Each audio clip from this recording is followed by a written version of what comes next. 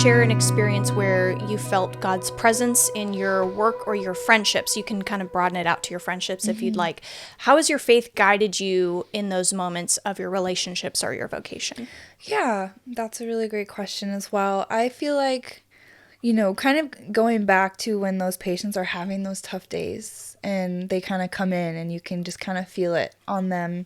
And then they kind of just confide in you and you're just like, oh, okay. It's really an opportunity, I feel like, to just, like I had mentioned earlier, to just kind of love on them and with like God kind of just, he's like, okay, like be a comfort, be a voice, be a light for me in a way that isn't like too overbearing for the patient, or, you know, just like showing them that you care, you know. And even in friendships as well, I think I had an opportunity this past year to do a program. It was a year-long faith-based residency program. And during that year, we learned how to listen and go deep with people and ourselves. And that has really shaped now how I interact with people and talk with people and hear people and see people,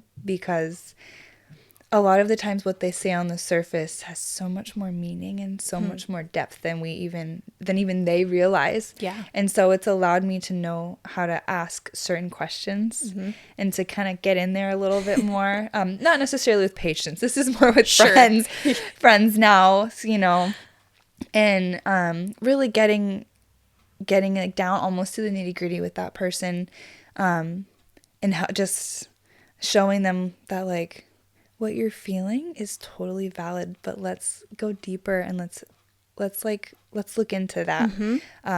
Because when you do that, oftentimes it really helps people heal a lot more. Like with anxiety as well, I learned that anxiety is an unfelt feeling. So if you're feeling anxious, you have to ask yourself, why am I feeling anxious? What's the feeling under this anxiety? Is it fear? Is it anger? Am I like, what's going on? And then once you go down in there and you name it, you can really start to work on it and heal from whatever it is and feel it and then let it go. And that's been like a huge game changer, not only for myself, but also in friendships and how I relate to people when we're talking. Yeah. So it's been a really cool experience. That's amazing. Yeah, it was just kind of watching you guys experience that program together and learning more about it. I was just I wasn't in it with you, but I was thankful that something like that exists for younger people, because there were people younger than you that were going through that and going through that time of their life.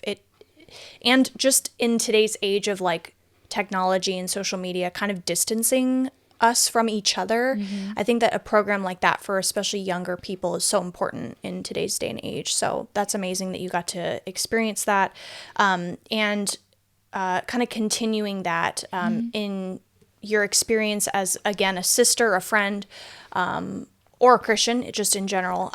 Where have you seen God's hand work, much like how Deborah experienced God's providence? And maybe you can kind of tie it into the program that you were talking about. Like, you had never met these people, so you kind of got to see them grow from, like, I don't know you, to the end of your program, kind of seeing them work. How did you get to see that transition happen? Oh gosh, it was just such a beautiful process. It was a hard process, but it was it was beautiful. We were called to go deep with the Lord and in ourselves and in our stories. And with that, there was a call for vulnerability with essential strangers. There was 8 of us in the program, 4 boys, 4 girls, and most everybody was a total stranger to me. And it was just such a cool opportunity. And like, almost, you know, like with Deborah, she did nothing without the Lord. Like it was her and God. Like that was where she got everything from, right? She didn't do anything outside of like what God wanted her to do or what God called her to do.